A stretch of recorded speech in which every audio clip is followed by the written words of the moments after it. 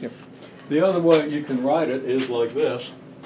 You could write y equals 2x squared plus 3x minus 7, and y equals negative x squared plus 5x plus 2, and try to eliminate x or y, right?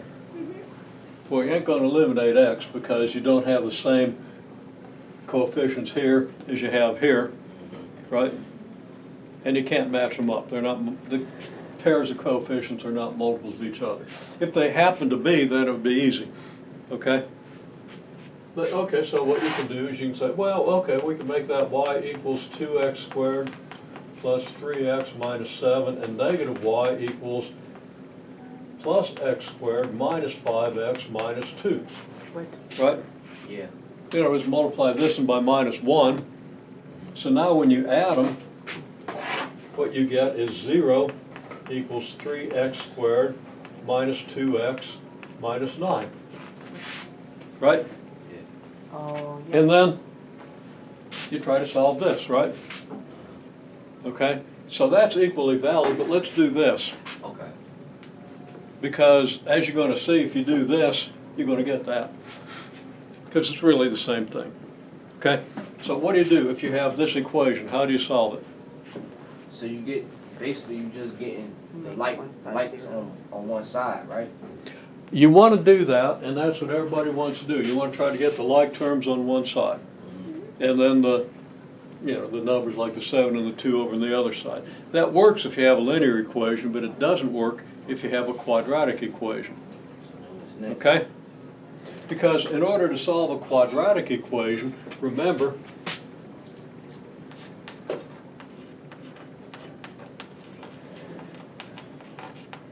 to solve a quadratic equation,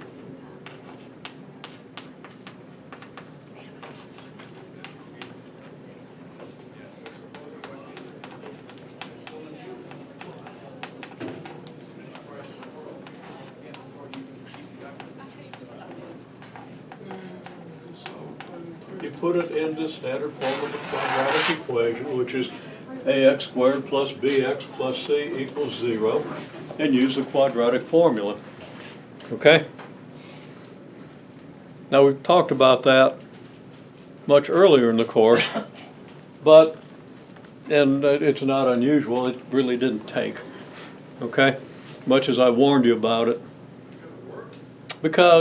Simply because either it's been 100 years since you had the prerequisite course and maybe you learned it there, but you haven't used it, or maybe you just didn't really learn it in the prerequisite course, because prerequisite courses tend to be pretty deficient.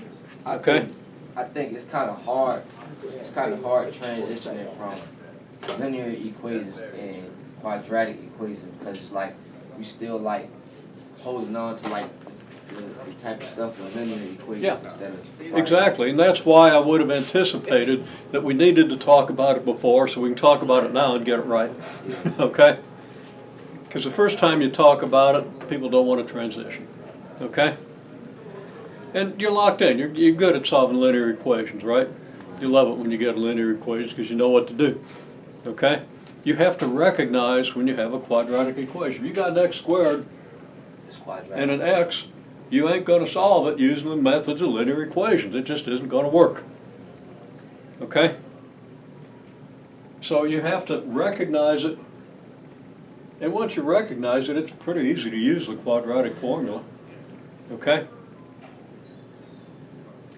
So this is a big deal. That's why I put this up here in a circle. Matter of fact, it's so important that I'm going to make that circle